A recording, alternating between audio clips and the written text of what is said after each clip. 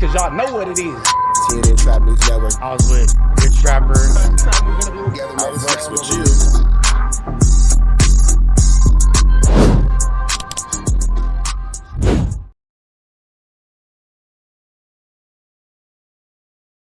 What's the deal, y'all? What's the deal, y'all? What's the deal, y'all? Rich Trapper tapping in, TNN Trap News Network. Back in this thing, back in this thing. It's like cracking this thing here at TNN Trap News Network.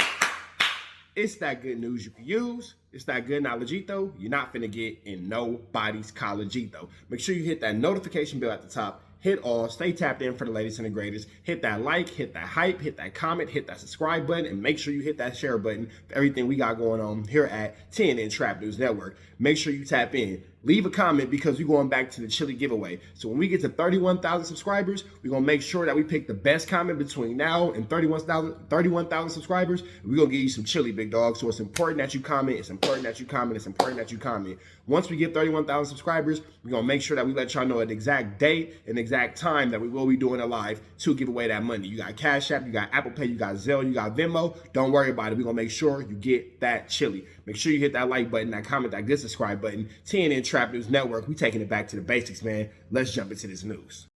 And we finna slide into this good content. My man Al Prophet giving us some news we can use, some knowledge we ain't finna get nobody's college, man. They saying that Nipsey Hussle and Big U's business is broken up over a drug deal gone bad. I'm not sure where Al Prophet is getting this content from, but we're gonna give y'all this news you can use and this knowledge you ain't finna get nobody's college. Let's slide into this content. Let's get into it. All right, man, we finna slide into this content, but no further do's or don'ts. Let's get into it, man. Al Prophet talking about Nipsey Hussle here at TNN Trap News Network. Hit that like, hit that hype, hit that get subscribe button. Make sure you hype me up, hype me up, hype me up, I hype me up. So let's go back to the breakup of Nipsey Hussle and Big U's business. It was always very vague, like, what was it about? Why did these guys, because Big U put Nipsey with Steve LaBelle, and they got him going. I mean, Nipsey, we know him at the end of being this entrepreneurial guy with his own team, but he didn't start that way. I mean, Big U played a part in him getting started, and he would talk of big draws, big draws. He would constantly reference him, and big draws shook me here and hooked up that, and they went out to New York, and so they were rocking, and Big U definitely had a value for the early stages of his career. So they were out on a tour bus doing a promotional tour for Nipsey in the mixtape days. This is right before they broke up. The bus kept getting pulled over. He sicked the police on Nipsey. I just hit home. They had 21 people. They think they got him. Anyway, make a long story. He ended up turning himself in and take the case off all of us. He get life, right, for the drugs. Right. When that happened, my team is acting weird. So I'm looking at Steve, I'm looking at Nip, man, get a paperwork from Sony so they can see that we, releasing all this. They acting weird. So, me, I'm still kind of like, hey, I'm hot and heavy, but Loose Cannon claims Big U was given the information to get the bus pulled over trying to get Nipsey caught with a gun. Maybe not. I don't know what the strategy of that would be. But what's interesting, you see how excited Big U is talking about it. And if you listen to what he said, it's that the guy he knew had a travel agency, and they were sending people on bus tours to drop off the work, to sell work, and they were getting a big bag. So that's why, and you was tied to this guy, so that's why they kept getting on the bus. They were looking for D-Rugs, and the guy, and they did, and Big U got picked up, a bunch of people got picked up. Big U was not charged, his buddy took the whole case. Now, for the record, for those of us that have had our fate be under a prosecutor's decision, you can't take someone's case. Like, the prosecutor decides who gets charged. Now, a person can say they're the one who did it or whatever, but so I don't know what he means by the guy. Now, this would be tricky if this was in fact true, and it just would show a lot of underhanded things, a lot of dark things going on in this situation, this world that we in, and we just really weren't, 100% privy to a lot of these things. Seems like it's a whole dark underworld going on amongst these gentlemen, for real, for real. Took everything and got life. He might have been the only one who ended up with life. And I don't know what the logistics of that were. Now, so Big U was tied in with a guy who was sending tour buses out under the guise of his travel agency that really had to work on him. Nipsey was doing a tour, a promo tour. Now, I cannot remember who the hell was talking about this.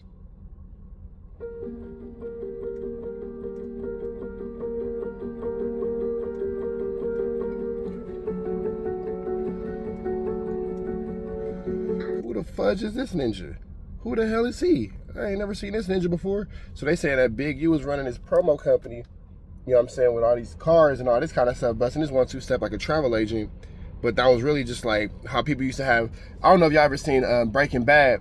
There was Pollo Hermanos, you feel me, with the trucks, you feel me? For those of y'all who never seen Breaking Bad, one of the oldest ways of drug trafficking is I own a trucking company. Let's say I own a trucking company and then I rent my trucks out to Target.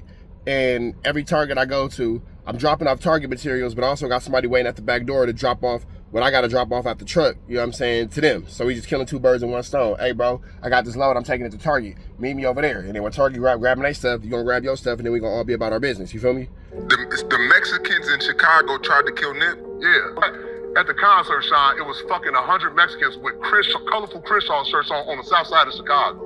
We went backstage, Nip like, man, hey, keep y'all head up, because, you know, some shit went on back home. He dead, and that's why I just said. The 60s or whatever, they had robbed the motherfucking cartel for like 300 keys of heroin. All wearing the same. And they know he's traveling and this and that, so he was easy. So it's 2 people talking above each other, but we'll get into that situation. We'll let Al Prophet, you know, get into that, and then as a matter of fact, let me see something real quick. Hold on. Al Prophet is talking over it. Let me see something. Hold on. All right, so I was able to find a clip that Al Prophet was talking about. This is it right here. Wait. The Mexicans in Chicago tried to kill Nip? Yeah, news too, because his homie Grandpa, the same, I said this on No Jumper too, to Flacco.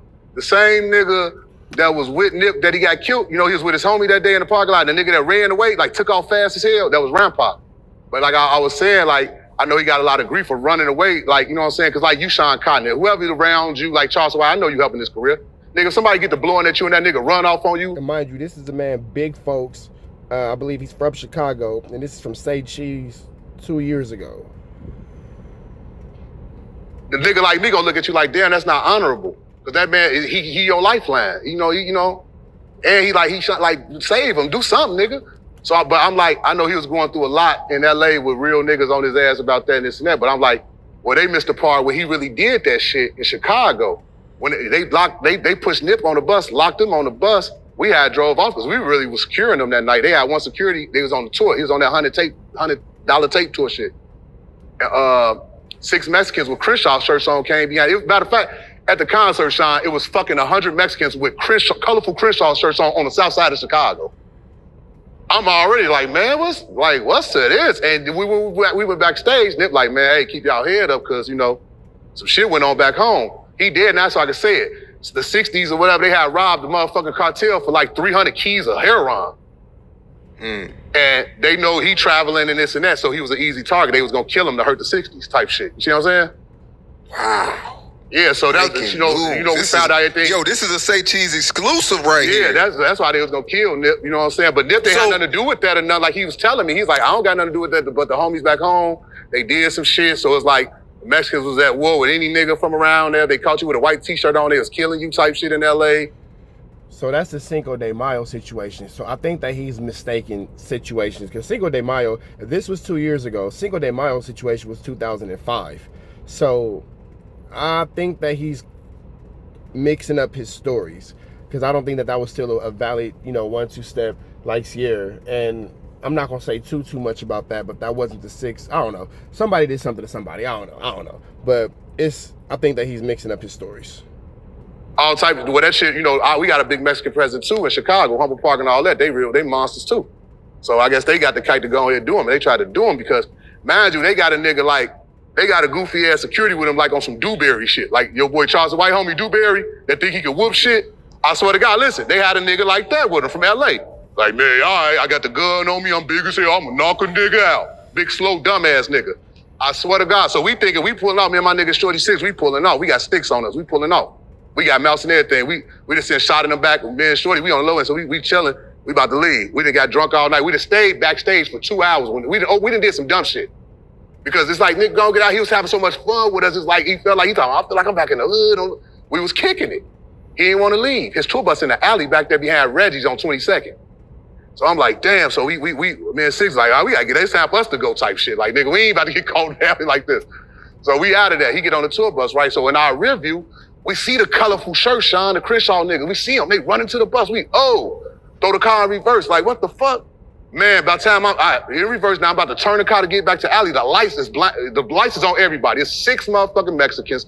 Little niggas. They not big and no big goons. But like I say, like a Dewberry ass nigga standing there trying to talk tough to him. Man, the littlest Mexican, I swear to Jesus Christ, ask Ron this. Get in touch with the nigga Ron so he can verify everything I'm saying about this night.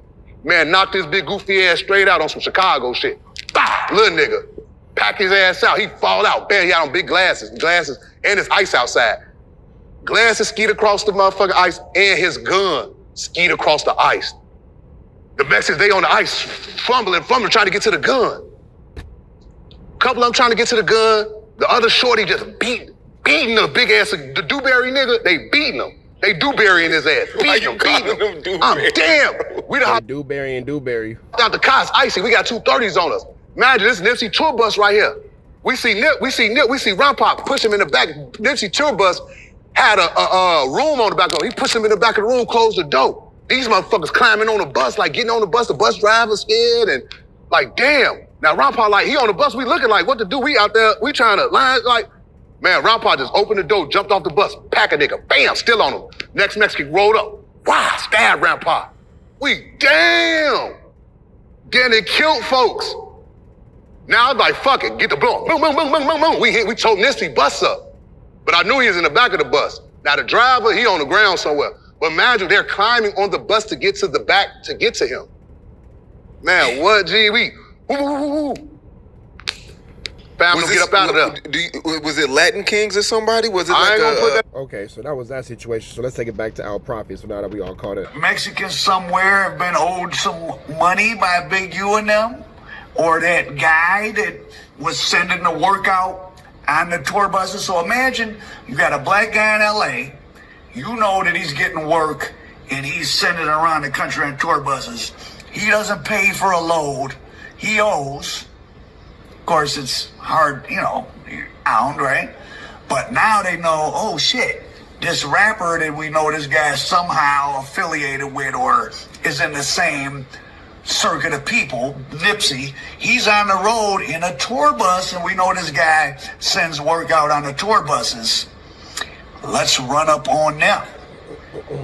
So, I'll have to investigate that further. Maybe you can give me some help. There's always some... So that's why I left music. That was really how I left music. And if you look at, like, if you see where at some point in our music venture, you only see Steve and Nipsey together. Mm-hmm. You kind of really don't see me no more. Mm-hmm. And didn't really know why I had left. But I'm like, if they panicking like this over some that ain't serious, and we in a hip hop game, what if we knock down some? For real. You know what I'm saying? Yeah. So, I love Steve to death, but I'm like, I gotta get away from this. And we weren't making no money then. Yeah. You know what I'm saying? Yeah, so they made no... And being really pure with my energy. And I was just only doing music. And I was like suffering financially. The police raided the studio and took all the equipment and put a gun on me that was in the house, a shotgun. It was a registered shotgun, but I was on probation for a gun. So, the probation says you can't be around no guns at all. So they booked me for the gun, took all my equipment, and I was really just in there working. You know what I mean? Just like, they don't know that. Nobody know how pure you are but you. And I was really pure at that time. I wasn't doing nothing but music. It kind of discouraged me for a long time. So if we think that there's evidence that Big U back in 91, because Big U wasn't the head of the drug thing. He was listed as an enforcer, and he did try to stick the guy up. And he got less time than the other guy, his co-defendant in the conspiracy. So he was not the one in charge. He was the enforcer. So then he has a history of being attached to drug rings and being the muscle, but then when things go sideways, him throwing someone under the bus. Well, literally with this Nipsey Hussle tour bus situation, it kind of sounds like that. Why does... So that's, and as you saw, Big U said, oh, when I came back, they were all acting funny. Well, gee whiz. People don't want to get searched for guns and get taken into custody and chased by Mexicans to Chicago and asked by the feds about, are you trafficking drugs on these buses? And then he says, oh, we're in the hip-hop industry, we might have to lay somebody down. I mean, you're right, you might, but that's what you're thinking about? You should be trying to not have to. Like, that's always, right, you always may have to do whatever you have to do, but that shouldn't be what you're thinking about. But that's... The goal is to always not have to do anything but make money, man. That's what he was thinking about. That's what he was really into. He was a guy that he liked the street stuff, which, listen, to be good and make a career in anything, you usually have to like it. Right? Some people are just in it for the money, but there's so many opportunities to do stuff in LA. If you're being a criminal, you're into it. You like it. So, I mean, it all kind of makes sense. So Nipsey is like, oh man, this guy has got me being questioned about drugs and guns. And then he himself, his behavior is suspect. Let me get away from this guy.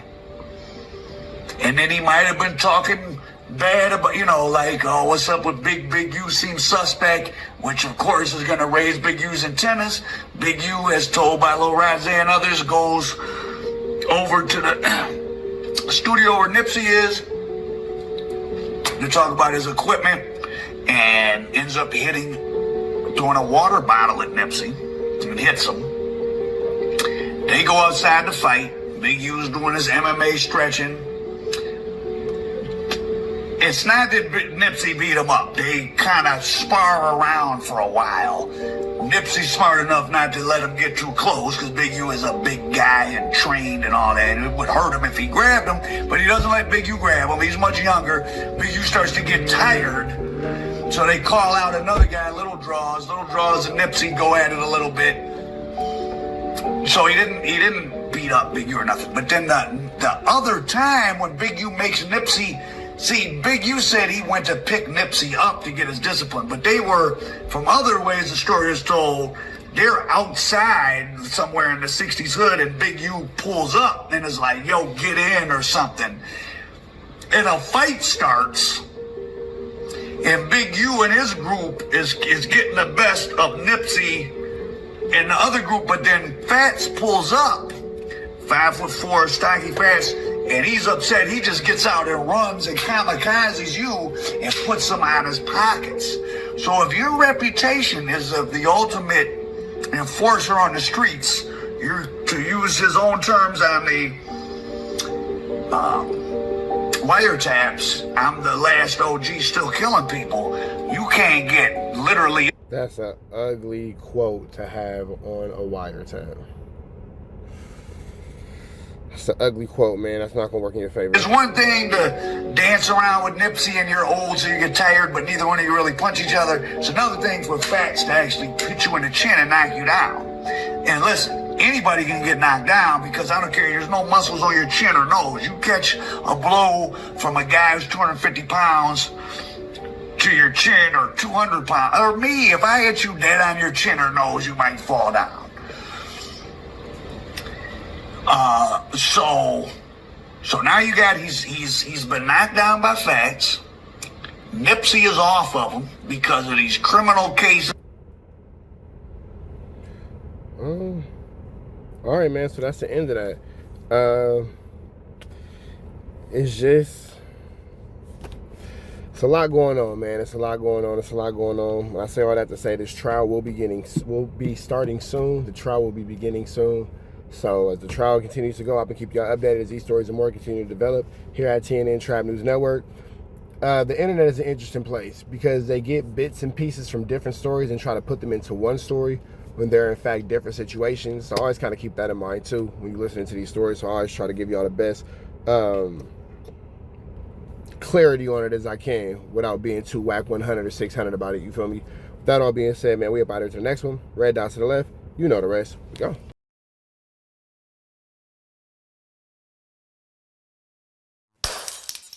Apollo Jackson. It's dangerous. You can't come outside when it's dangerous. Work all in the floorboard. Tell the ops check the scoreboard. You can't come outside when it's dangerous. And if you shoot, you ain't miss. A nigga ball like game 6. A nigga ball like game 6. You can't come outside when it's dangerous. Gotta get the blicky when it's dangerous. Young niggas, we done came from Nathan. Thought we would stop, we just can't quit. Thought we would stop, we just can't quit. Ballin' like us niggas up in game 6. Missy with the bullshit, you can save it. Ballin' like us niggas up in game 6. Game 60 bands on my neck when I got it on me. And I remember I was broke, I never let them hold me. Final seconds with my back against the wall. 81 point strong with this K, I call it Kobe. Running through this lettuce, nothing you can tell it. Gotta watch my back, I know that they get jealous. Real shit, I got rich, ain't gotta embellish. Real life made men, they call us good fellas. And I ain't got anxiety, I know it's intuition. May never love a bitch, but I for sure play my position. I know the streets talking, I'm cracking, so I ain't tripping. I said I play for keeps, but I guess them niggas ain't listening. Sick like Jordan, call it game 6. Shoot like Curry and I can't miss. Nah, you can't come outside when it's dangerous. You niggas never outside when it's outside, nigga. You can't come outside when it's dangerous. Gotta get the blicky when it's dangerous. Young niggas, we done came from Nathan. Thought we would stop, we just can't quit. Thought we would stop, we just can't quit. Ballin' like us niggas up in game 6. Missy with the bullshit, you can save it. Ballin' like us niggas up in game 6. I've been winning, tell my ops check the scoreboard. Money in the attic, work all in the floorboards. Late night, that's the life that we pray for. Overtime with the pack is what we in the game for. Put myself in the game and everything is just a memory. Made a couple plays for the pain, not an enemy.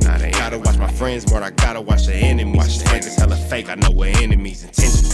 I let it go until it click if I'm an aiming. Started staying safe and ended up staying dangerous. Game on the line, see the pressure I can take.